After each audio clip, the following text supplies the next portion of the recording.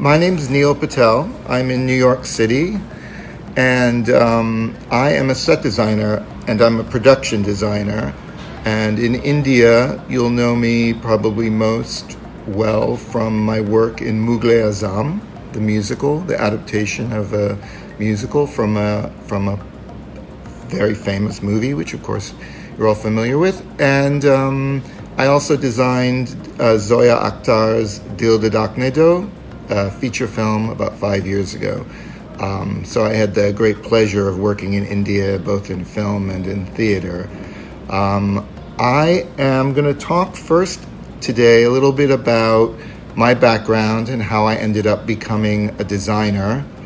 And then I'm going to talk about designing new work, which is really kind of the core of my work and my practice, is the development of new work as a design collaborator.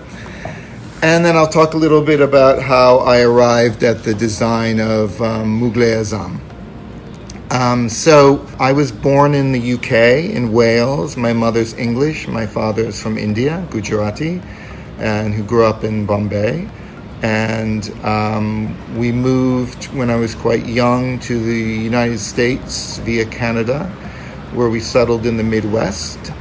In the night, I was sent by my parents to a very nice school where they had fantastic arts. So at a very young age, I was exposed to theater, to visual arts, to music, all those things that I think probably had a lot to do with my choices in work and life. So my main kind of focus when I was young was architecture, and I went to college to become an architect.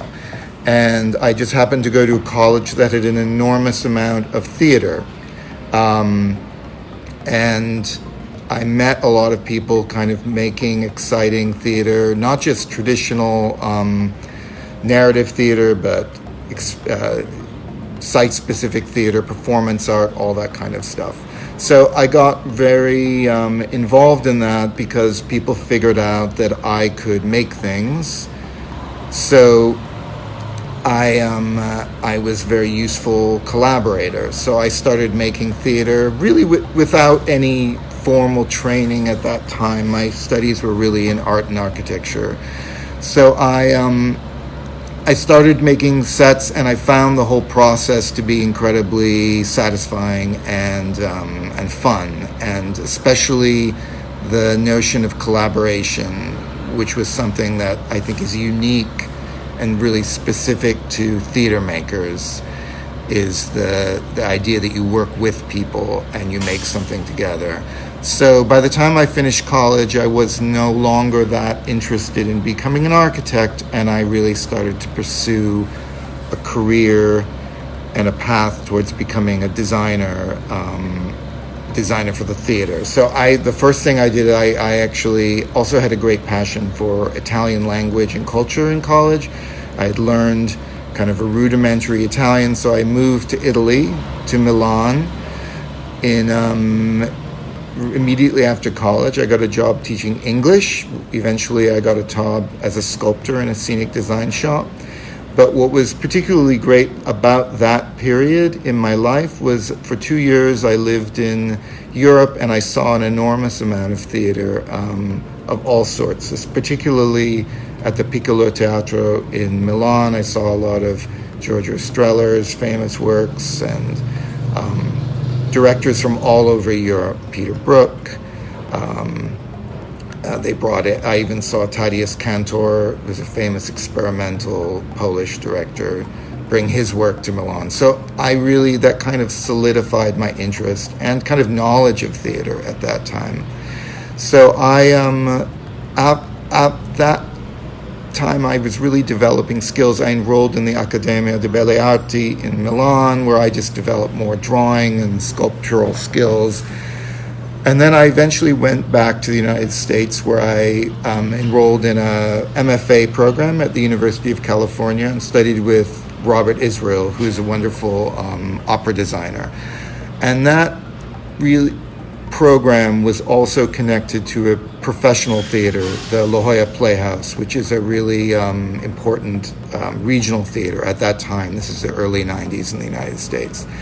And because the program was a conservatory setting, I started to have the opportunity to design plays professionally. I see someone ask production design. I'll clarify. Production design is the title that I'm given when I do the film and television, which I also design, and set design is the traditional title here in the States for design for the theater for live performance. Sometimes there's a little bit of a gray area between those jobs, but production design is primarily for film. When I was in California, I got to design professionally, and at quite a young age, because I was still a student. So I got to design for director Des McAnuff, who ran the theater, which was a somewhat terrifying experience when I was only 24, but was a great introduction to professional practice. And I also, at that time, there were a lot of really interesting directors coming through the theater.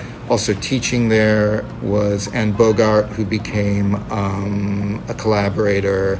People like André Serban, Robert Woodruff. These are all kind of very influential American theater directors at that time.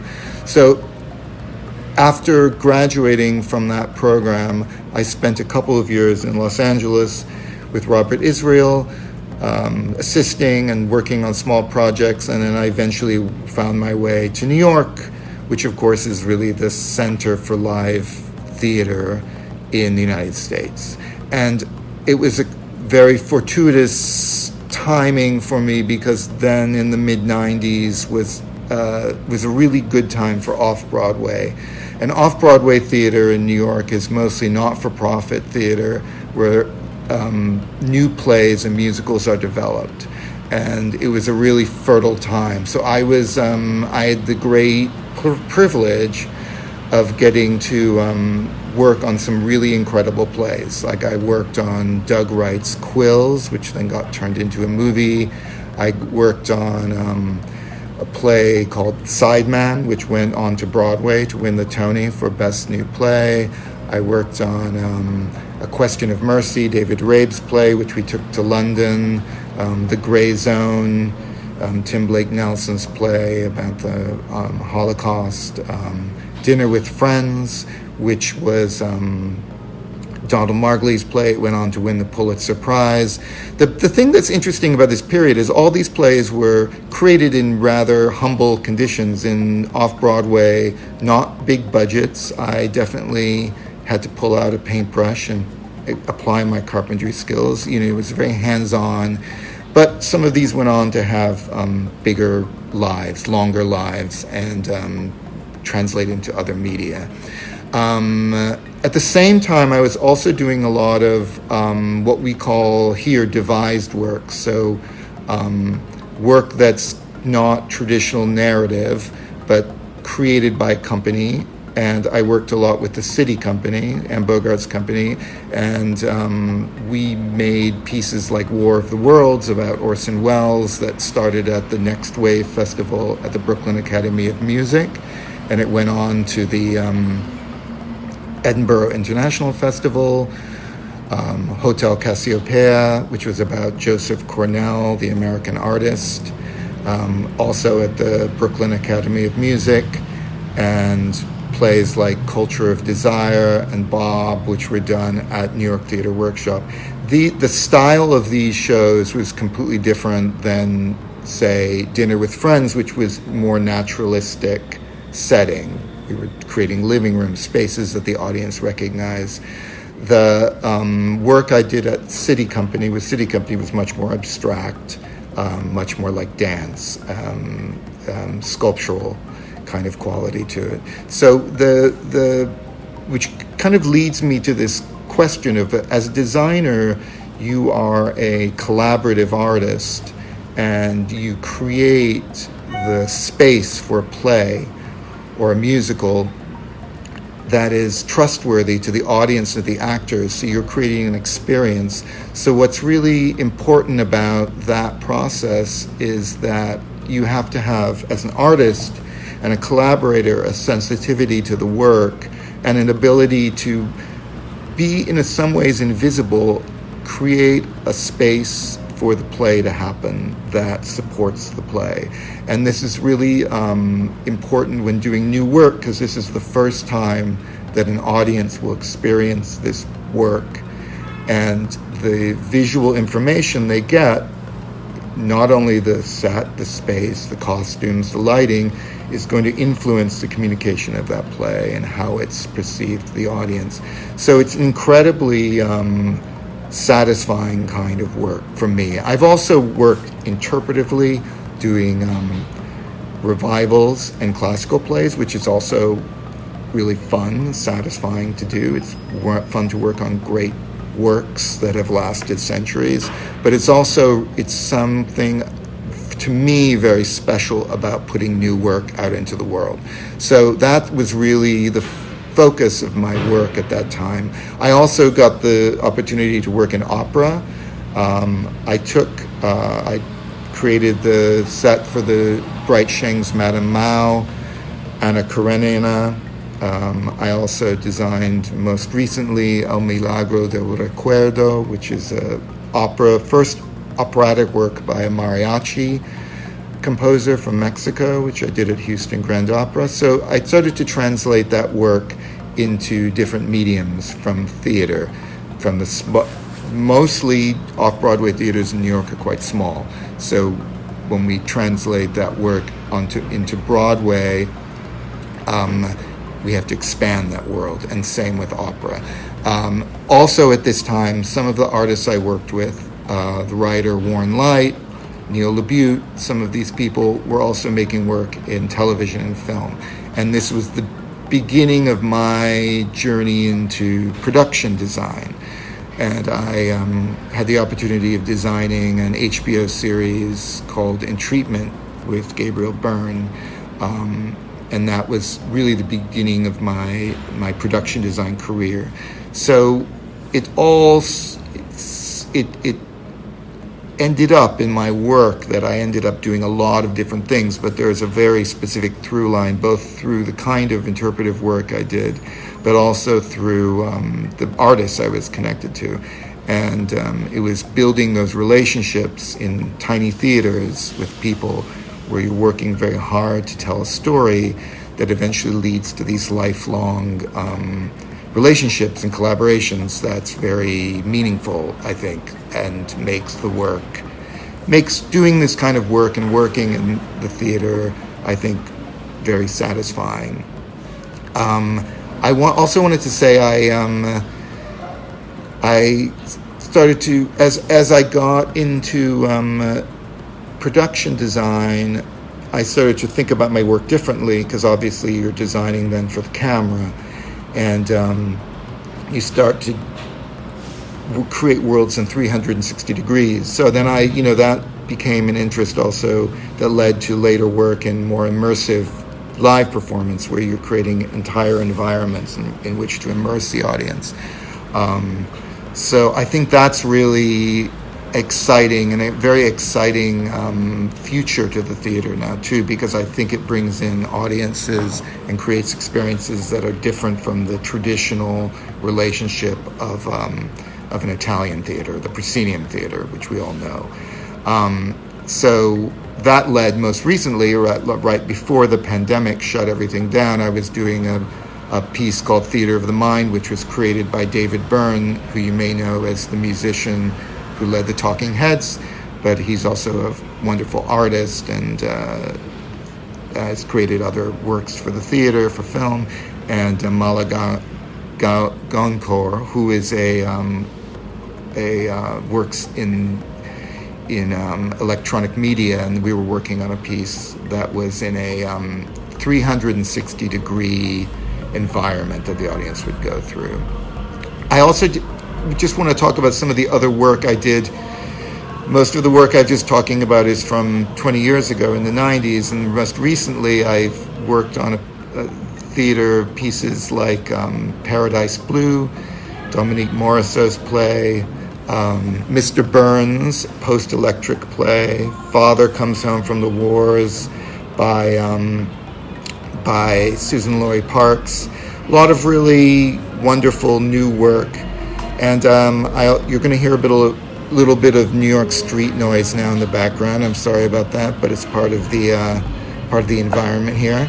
I also did, By the Way, Meet Vera Stark by Lynn Nottage, Stage Kiss by Sarah Ruhl. So a really, really wide variety of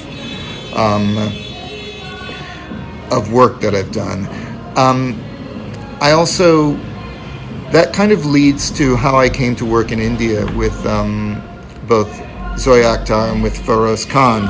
All right, it's going to be really loud for a minute. Sorry about that. But anyway, I did the feature film Dil de Dagne Do. Zoya recommended me to Mr. Khan when he was taking on the incredible challenge of directing Mughal-e-Azam and adapting it from the feature film, a very famous feature film, to a stage musical. So this was particularly challenging because movies, cinematic design and language is completely different from theatrical language, as we know. Though it is a very common thing, particularly on Broadway, to take movies, and turn them into plays. So my job was to try and figure out how am I going to turn this massive and epic movie and contain it within this 40-foot wide proscenium and transition from all these places. So I think my work, its basis is kind of based in a kind of minimalism. I always like to say, the stage has infinite possibility. The camera is quite literal, so the stage can transform itself in a way that you can't on film. So I try to use the tools of theater as opposed to the tools of cinema. And with Mughal-e-Azam, it was about creating a grand space, but in a way, a very, very simple space, because it needed to be able to transform quickly and magically from place to place. It couldn't, for me at least, and I'm not the kind of designer who likes to just bombard the stage with lots and lots of scenery. I like to transform the stage simply and minimally and magically, hopefully. So I looked at, of course, Mughal architecture, and the main principles I took from that were this incredible sense of proportion, of symmetry, and repetition. So I created a space, a series of portals that I think can really address those aesthetic issues.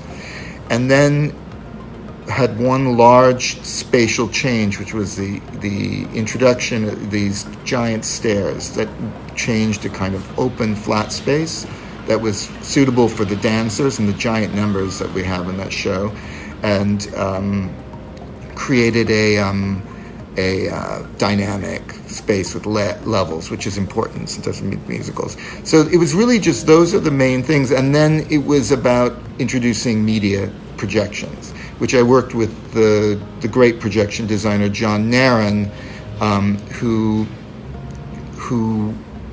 worked with me to create the imagery that could then transform very quickly from one space to another. And also with, I shouldn't leave out, the lighting designer David Lander, also from the United States. And then I worked with wonderful artists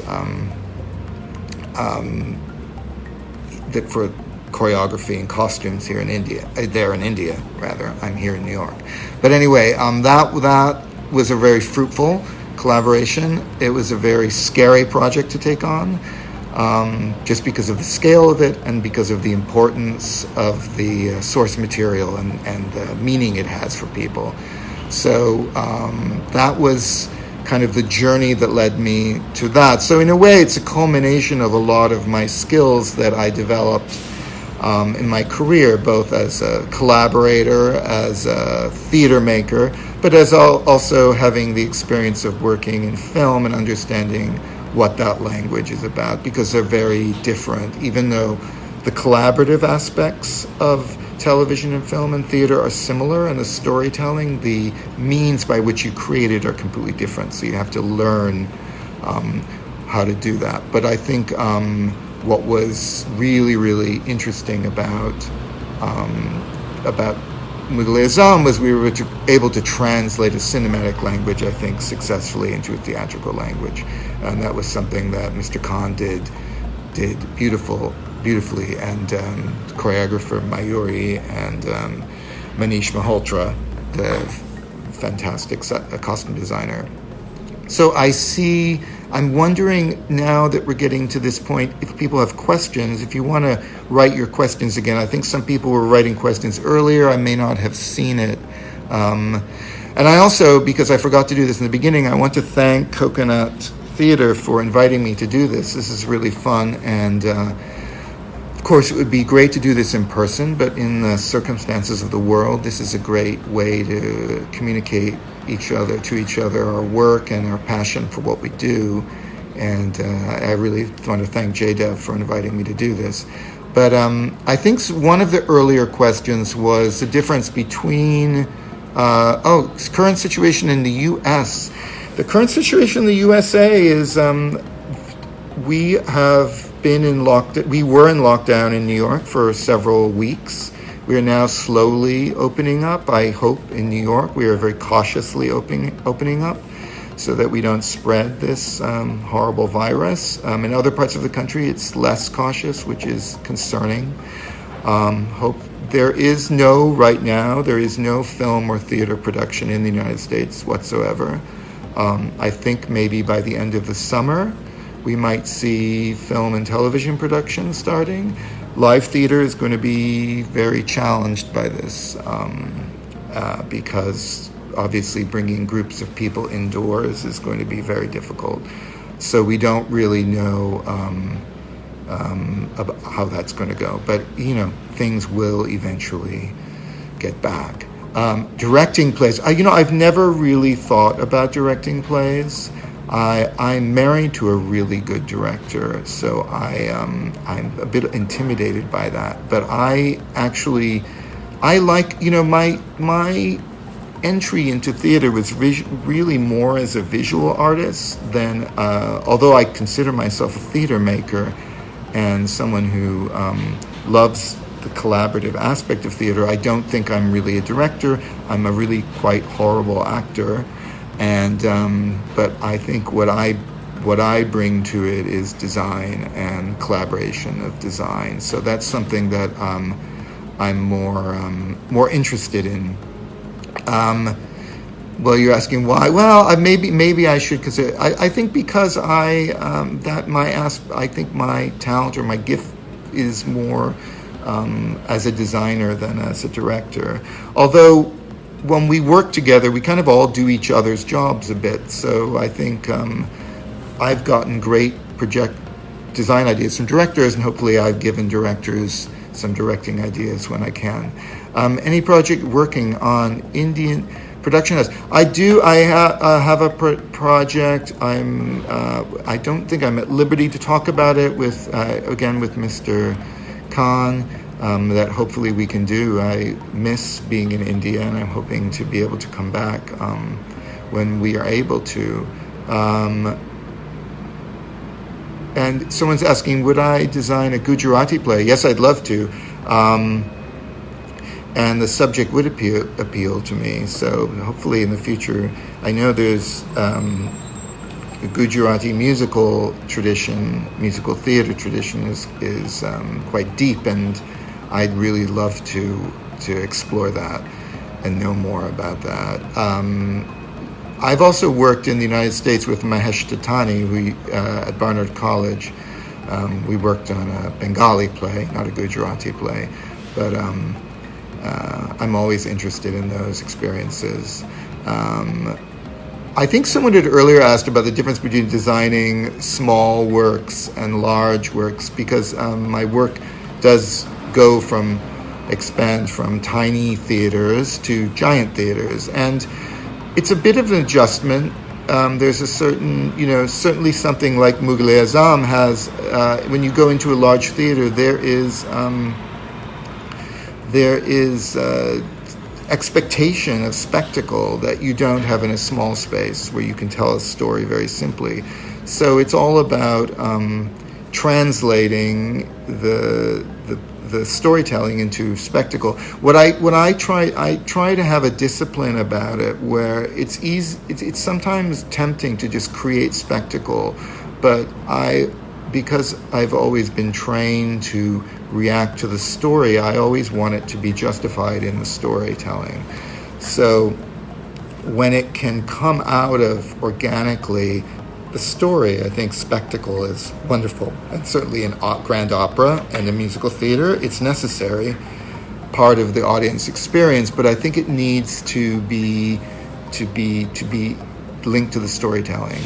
And sometimes when it's not, it's distracting and can detract, I think.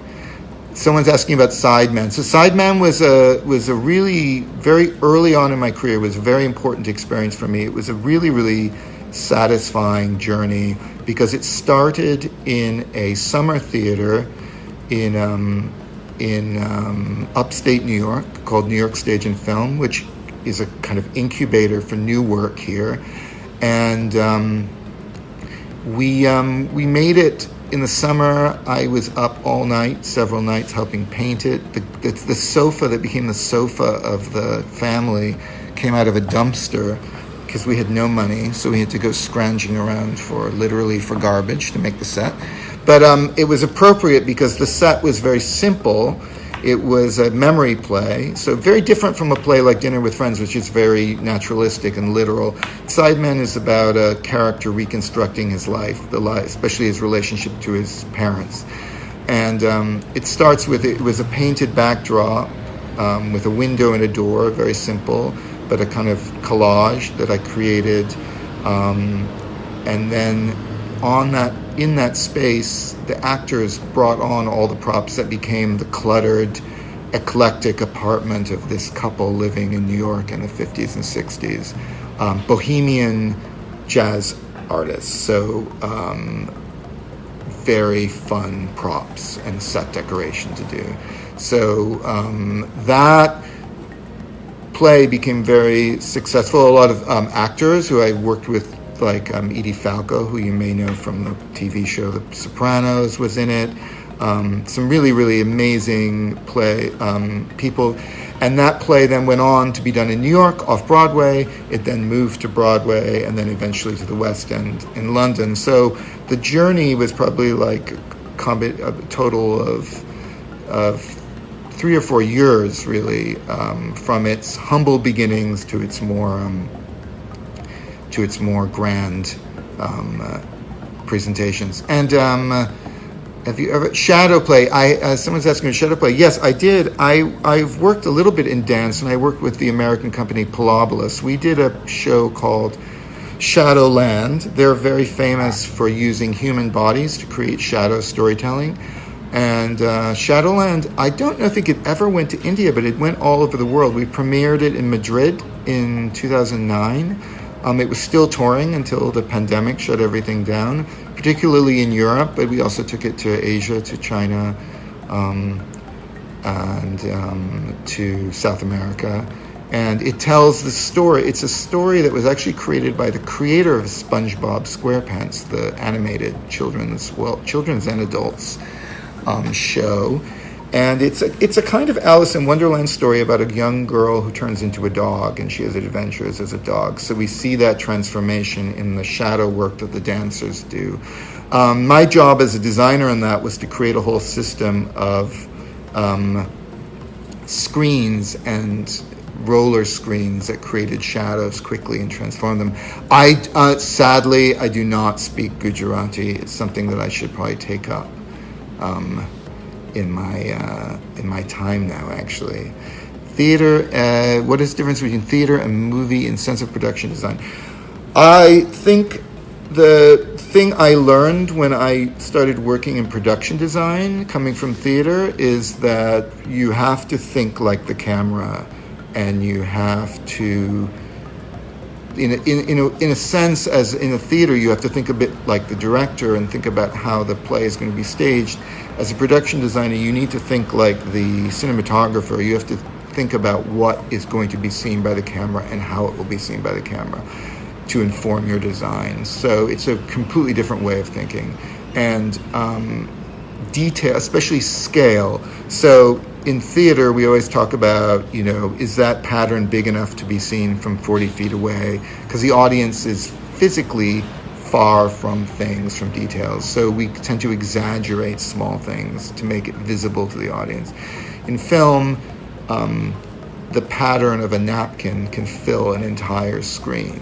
So these tiny details in film become so important because they tell a story on a grand scale. So props, details, set decoration, all these things are the tools of production design. Besides, we also build sets, we build giant sets and all sorts of things, but the level of detail that they have to be done is minute. And I think actually in production design I very much tap into my background as an architect. I tend to think more like an architect than I do in the theater, just because I am creating spaces that are seen in 360 degrees, and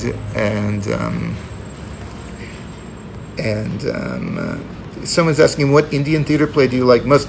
My wife directed a play by Tendulkar here, so I really like his work,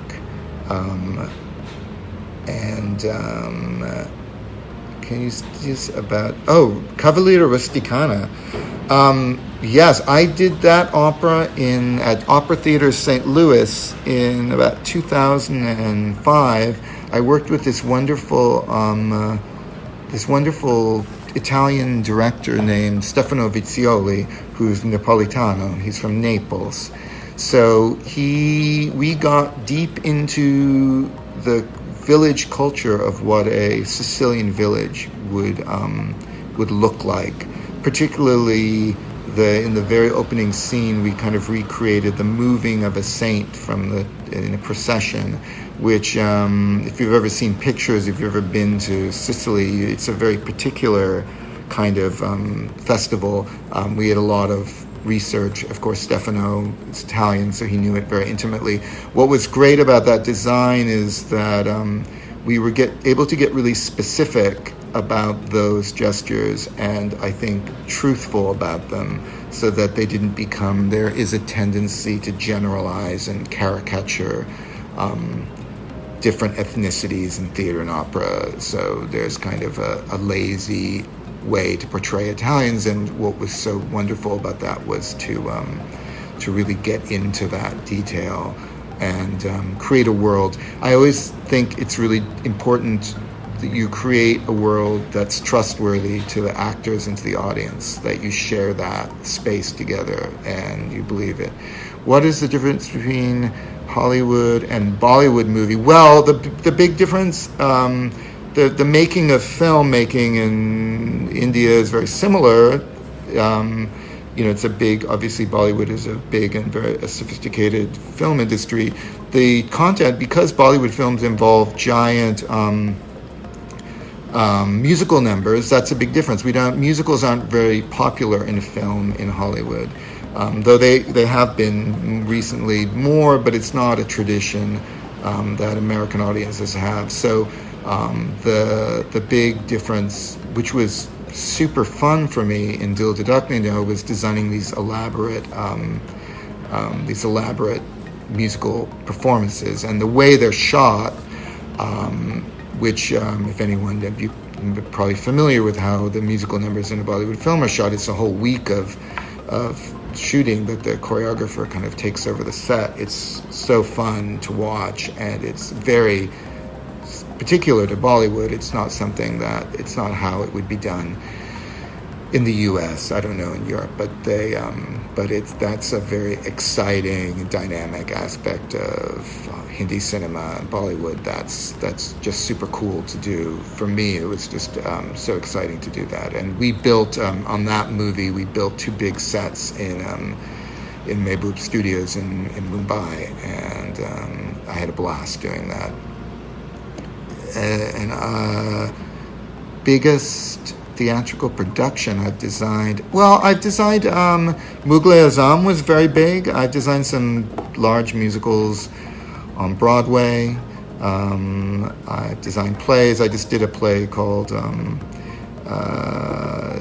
the Roundabout Theater on Broadway a couple of years ago. Time in the Conways. That was a very elaborate, large, flying set. I've also done some opera at Chicago Lyric Opera, Maria Stuarda, and I did at the Houston Grand Opera, also in Los Angeles Opera, Norma. So those are the biggest kinds of stages I've worked on. The Kennedy Center. I did Alcina recently, a couple of years ago. So those are large operatic stages I've worked on, and I've worked on Broadway stages as well. And I still go back. I did a play called India Pale Ale at Manhattan Theater Club a couple years ago that was on a small stage. So I go back and forth between small and large stages. And also, I have been designing a lot of television series, which is kind of interesting. Long-form television has become quite interesting in the writing. I just did, you'll see in October, the second season of Apple TV's Dickinson, which is a kind of interesting show about Emily Dickinson.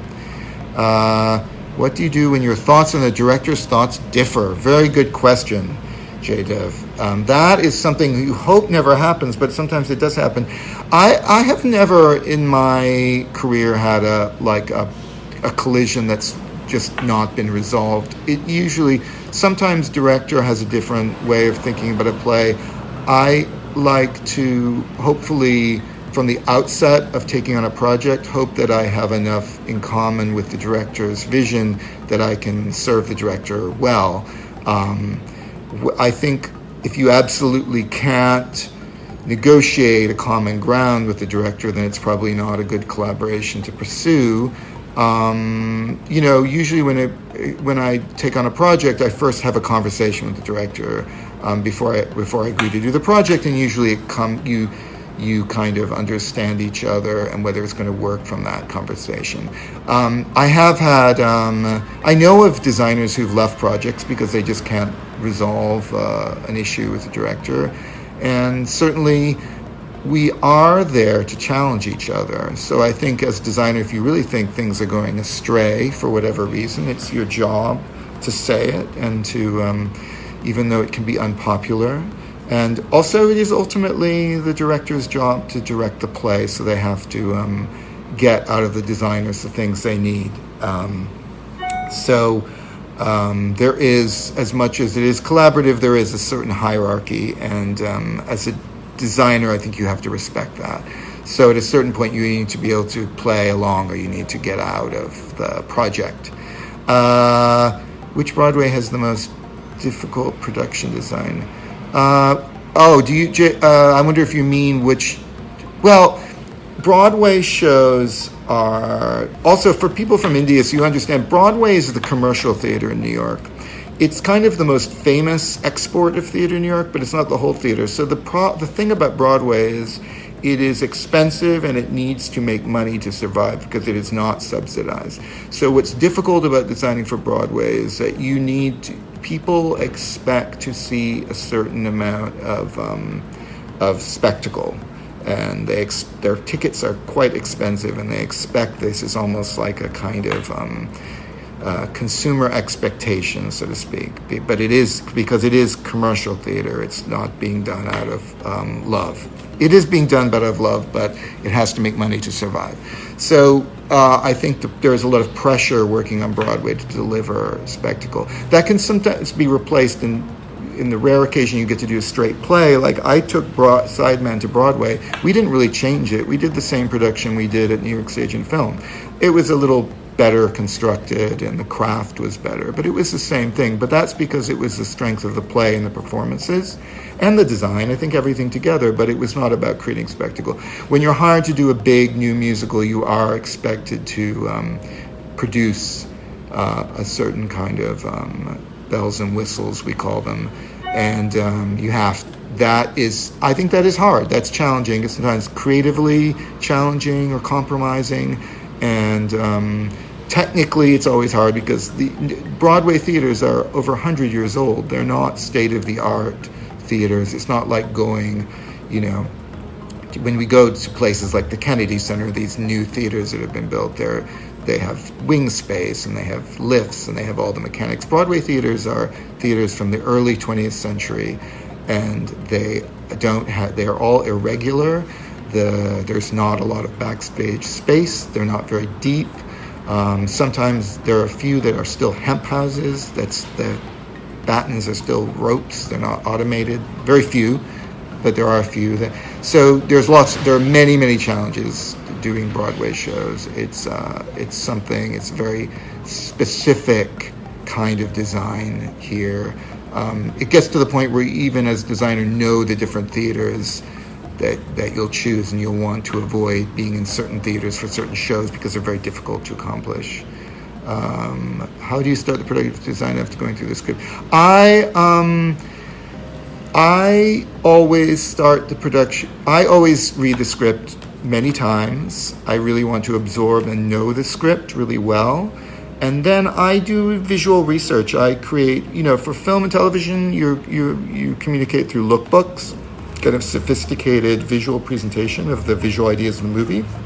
With the play, I meet with the director and we look through books, research, from art, I think that's the other thing. As a designer, you need to be very alive to the world, to fine art, to fashion, to everything, because you're bringing all of that into your work. So I try and find the visual ideas that I think are appropriate to the piece. Sometimes some plays have very, very specific things you need to research, like certain periods.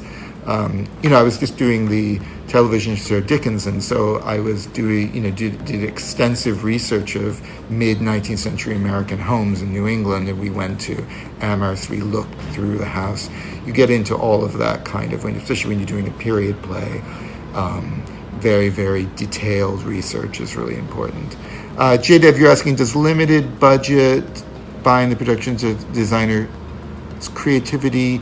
I will say, and I think every designer will tell you, there are always limitations. There's even oddly, with the biggest production, there are limits. So very early on in your development as a designer, you need to learn how to deal with limits and also let limits be part of your creative process. I have sometimes made cuts to sets that I thought have been creatively positive.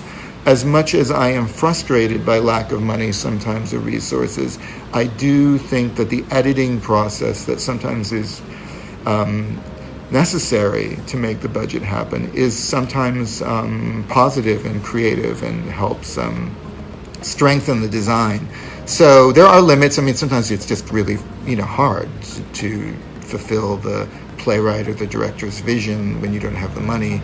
But I think that's something that I think I really value from my coming up from small theater to big theater and film and all the other things I work in, is like having learned to live within limitations is really good. It's also important, I will say, on the other side of that, it's also important to fight to demand when you really think you need something, to be able to have the confidence and the bravery to go to the producer and say, I really need this. This is really important.